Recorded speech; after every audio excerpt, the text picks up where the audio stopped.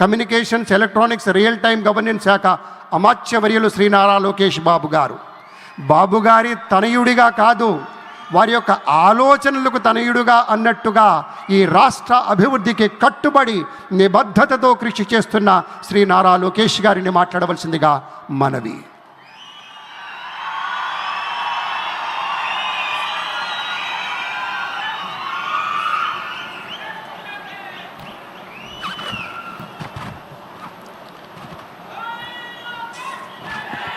అమరావతి నమో నమః, అమరావతి నమో నమః, అమరావతి నమో నమః.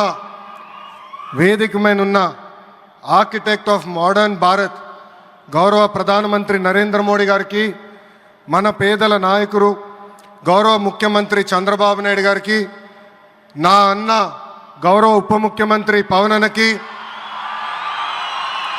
వేదిక మీదున్న ఇతర గౌరవ పెద్దలకు, ప్రాణాలు సైతం లెక్క చేయకుండా అమరావతి కోసం పోరాడిన రైతులకు, ప్రజలకు నా హృదయపూర్వక నమస్కారాలు. ముందుగా పహల్గామ్ ఉగ్రవాద దాడిలో చనిపోయిన వారికి నేను నివాళులర్పిస్తున్నా. ఉగ్రవాదుల దాడిలో చనిపోయిన వారి కుటుంబానికి దేశం మొత్తం అండగా నిలబడుతుంది. పాకిస్తాన్ గీత దాటింది, అమాయకుల్ని చంపింది, చాలా పెద్ద తప్పు చేసింది. ఒక్క పాకిస్తాన్ కాదు, 100 పాకిస్తాన్లు వచ్చినా భారతదేశం నేలపై మొలిచిన గడ్డి కూడా పీకలేరు. 100 పాకిస్తాన్లకు సమాధానం చెప్పే ఒక్క మిసైల్ మన దగ్గర ఉంది. ఆ మిసైల్ ఏంటో తెలుసా? నమో గౌరవ ప్రధానమంత్రి నరేంద్ర మోడీ గారు. సింహం ముందల ఆటలు ఆడకూడదు, ఆడితే ఏమవుతుంది? మన సింహం నమో కొట్టే దెబ్బకి వరల్డ్ మ్యాప్లోనే పాకిస్తాన్ అని మిస్సింగ్ రావటం ఖాయం. ఈరోజు పాకిస్తాన్ ఆర్మీలో పనిచేసేవారు కొంతమంది రాజీనామా చేశారు, కొంతమంది సెలవులు పెట్టిపోయారు. దట్ ఈస్ మన నమో. నమో కొట్టే దెబ్బకి పాకిస్తాన్ దిమ్మ తిరుగుతాం ఖాయం. ఈరోజు నేను గర్వంగా చెప్పగలుగుతున్నా, ఎంటైర్ నేషన్ స్టాండ్స్ విత్ మన నమో. కేంద్రం ఈరోజు కులగణన చేయాలనే నిర్ణయం తీసుకుంది. ఇది ఒక నిర్ణయం కాదు, ఇది ఒక సంచలనం. Wear others hesitated for decades, Namo acted, rewriting history with courage. True to his commitment to empower the marginalized and deprived, Namo's bold stroke will deliver social justice in its truest form. నమో గారికి ఆంధ్రప్రదేశ్ అన్న, అమరావతి అన్న ఎంతో ప్రేమ. ఇప్పుడు ఆయన ఢిల్లీలో ఎంత బిజీగా ఉన్నారో మనందరూ తెలుసు. ఆయన ఈ కార్యక్రమానికి వచ్చారు. 2024 ఎన్నికల్లో ప్రజలు ఎన్డీఏ ప్రభుత్వానికి 94 సీట్లు గెలిపించారు. అందుకే మన ప్రధాని నమో గారు ఆంధ్రప్రదేశ్ కోరిన అన్ని కోరికలు తీరుస్తున్నారు.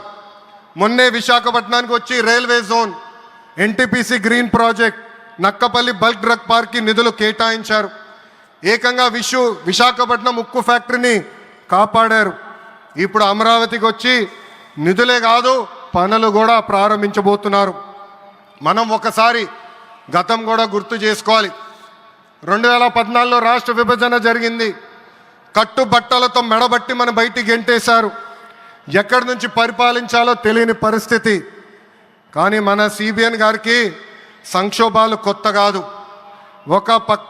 ఒక పక్కన సంక్షేమం, మరో పక్కన అభివృద్ధి చేసి చూపించారు. అందరి ఆమోదం తెలిపిన తర్వాతనే అమరావతి రాజధానిగా ప్రకటించారు. రైతులు చేసిన త్యాగం వల్ల ఈరోజు అమరావతి ఏర్పడింది. ఒకే రాజధాని, అభివృద్ధి వికేంద్రీకరణ అనే ఎజెండాతో మన ప్రభుత్వం ముందరికెళ్ళింది. రాయలసీమను ఎలక్ట్రానిక్స్, ఆటోమోటివ్, రెన్యూవబుల్ ఎనర్జీ హబ్గా తయారు చేశాం. గోదావరి జిల్లాలో ఆక్వాని పెద్ద ఎత్తున ప్రోత్సహించాం. ఉత్తరాంధ్రలో ఐటీ, ఫార్మా కంపెనీలు కూడా ఆనాడు మనం తీసుకొచ్చాం. కానీ 2019 నుంచి 24 వరకు విధ్వంస పాలన మనం చూసాం. మన సిబిఎన్పై ఉన్న వ్యక్తిగత కక్షతో అమరావతిని చంపేయాలని చూశారు. ఒక్క ఇటుక కూడా పెట్టకుండా 3 రాజధానులంటూ 5 సంవత్సరాలు గడిపేశారు. 8 ఏళ్ల పిల్లోడి దగ్గర నుంచి 80 సంవత్సరాల వృద్ధుల వరకు జై అమరావతి అంటూ జెండా బతుకుని రోడ్డు పైకి వచ్చి ధర్నాలు చేస్తాం, పోరాటాలు చేస్తాం మనందరం చూసాం. జై అమరావతి అన్నందుకు రైతులకి సంఖ్యలు వేశారు. జై అమరావతి అన్నందుకు మహిళా రైతుల్ని పోలీస్ బూటులతో తన్నిచ్చారు. జై అమరావతి అన్నందుకు రైతుల్ని ఏకంగా పెయిడ్ ఆర్టిస్టులు అన్నారు. ఎన్ని అరాచకాలు చేసినా అమరావతి రైతులు తగ్గేదే లేదన్నారు. 1631 రోజుల పాటు అమరావతి ఉద్యమం కొనసాగింది.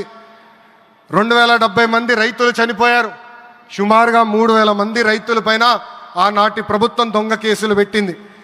ఎన్ని కుట్రలు చేసినా జై అమరావతి అన్న నినాదం ఆపలేకపోయారు. అయినా ఆపేదానికి పీకేదానికి అమరావతి ఎవరో ఇంట్లో పెంచుకున్న మొక్క కాదు, జనం గుండెల్లో దాచుకున్న ప్రజా రాజధాని. అమరావతికి శంకుస్థాపన చేసింది ఎవరు? మన నమో శంకుస్థాపన చేసిన అమరావతి ఆపే దమ్ము ఎవరికి లేదు. 1631 రోజుల పాటు పోరాడి అమరావతిని నిలబెట్టిన రైతులకి నేను ఈరోజు శిరస్సు వంచి నమస్కరిస్తున్నాను. ప్రధాని నమో గారి చేతి మీదుగా అమరావతి పనులు తిరిగి ప్రారంభం అవుతున్నాయి. ఇంకా అమరావతి అన్స్టాపబుల్. అభివృద్ధి వికేంద్రీకరణ అంతే స్పీడ్గా జరిగిపోతుంది. Polavaram, Visakha steel plant, Bhogapuram airport, Prakasam జిల్లాలో CBG plant, Kurnool high court bench, ఇలా అన్ని కార్యక్రమాలు జెట్ స్పీడ్తో జరుగుతాయి. ప్రజాప్రభుత్వం ఏర్పడిన 10 నెలల్లోనే 8 లక్షల కోట్ల పెట్టుబడితో వాటి ద్వారా 5 లక్షల మందికి ఉద్యోగాల అవకాశాలు కల్పించడానికి అనేక నిర్ణయాలు మేము తీసుకున్నాం, ఒప్పందాలు కుదిరించుకున్నాం. అంతేకాదు 16,347 పోస్టులతో మెగా డిఎస్సి నోటిఫికేషన్ కూడా ఇచ్చాం. 5 ఏళ్ళలో ప్రైవేట్ రంగంలో 20 లక్షల ఉద్యోగాలు కల్పించాలని ఒకే ఒక లక్ష్యంతో ఈ ప్రజాప్రభుత్వం పనిచేస్తుంది. ఆంధ్రప్రదేశ్లో ఇప్పుడు డబుల్ ఇంజిన్ సర్కార్ ఉంది. 2 పవర్ఫుల్ ఇంజిన్లు. ఒక పక్కన మన నమో, మరో పక్కన మన సిబిఎన్ గారు. అభివృద్ధి సంక్షేమం అనేది జోడెద్దుల బండి. ఎన్ని ఇబ్బందులు ఉన్నా సంక్షేమ కార్యక్రమాలు అమలు చేస్తూ అభివృద్ధి పరుగులు పెట్టిస్తున్నారు మన సిబిఎన్, మన పవన్ అన్న. ఇంకా మనకి తిరిగే లేదు. ఇది తెలుపుకుంటూ గౌరవ ముఖ్యమంత్రి గారు ఎప్పుడూ మన పైన ప్రేమ చూపిస్తూనే ఉన్నారు. మనం అడిగిన అన్ని కోరికలు తీర్చుకుంటూనే వస్తున్నారు. నాకు తెలిసినంత వరకు ఏ రాష్ట్రాన్ని కూడా గౌరవ ప్రధానమంత్రి గారు ఇన్నిసార్లు వెళ్ళింది లేదు. దానికి నేను హృదయపూర్వక ధన్యవాదాలు తెలుపుకుంటూ జై అమరావతి, జై అమరావతి, జై అమరావతి, జై ఆంధ్రప్రదేశ్, జై ఆంధ్రప్రదేశ్, జై ఆంధ్రప్రదేశ్. నరేంద్ర మోడీ గారి నాయకత్వం, నరేంద్ర మోడీ గారి నాయకత్వం, చంద్రబాబు నాయుడు గారి నాయకత్వం, పవన్ అన్న నాయకత్వం. జై హింద్. అద్భుతం. ఒక ఉత్తేజపూర్వకమైనటువంటి ప్రసంగాన్ని అందించారు శ్రీ లోకేష్ గారు. ధన్యవాదాలు.